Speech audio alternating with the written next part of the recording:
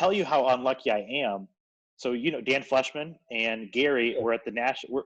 We're at the national last year, and we're breaking first off the line National Treasures boxes of Luca. We buy every box in the room, so bought 15 or 20, at least 20 boxes. And we're pack warren, right? So we're doing different stuff. Like the fattest player gets all the cards. Gary wins. He wins every single pack war. Every one. Like we didn't pull Luca. We pulled a Porter 3 of 3. We pulled a cool DeAndre Ayton. But literally, we just gave all our cards to Gary. He won every break. It was like the craziest thing I've ever seen. Like there was 4 or 5 of us all. Yeah. So Gary went like 20-0. Like. Oh my God. So that's a historic. So I'll remember that for not pulling anything. But as far as good breaks go, I used to crack a lot of 86 Fleer 20 years ago to grade. So like I've hit a lot of Jordan 10s from opening wax and stuff. What? Yeah, I used to boxes were like 12 to 15,000 in the early 2000s. So I've probably cracked over 100 boxes of 86 Fleer. But that's like different. Like that's not as exciting. Like to me, cracking like vintage is boring.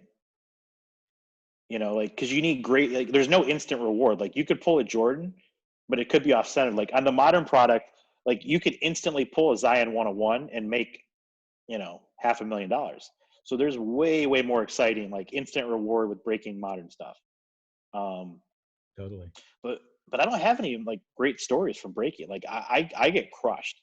Even when we were at Steve's house breaking stuff, like Steve did well, everybody did well. Like I think I walked away with like I got crushed. Like were you with Dan the time that he pulled a Luca RPA? I'm the one that pulled it. Oh, so that's your story. Okay, so the best card I've ever pulled is for another person. Right. So Dan and I were in his living room, and he's like, you want to crack some stuff? I'm like, whatever, yeah, sure. So he hands me a box, and I open the one pack, and like literally the last card in the thing, like it's like Luca Gold RPA, like numbered to 10. Like, and I was like, holy shit, Dan! Like this is a big card, and of course, funny thing about Dan, like Dan in the beginning didn't know what he was, he'd open packs and didn't know what he was looking for. Like he knew to look for Zion, he knew to look for Luca.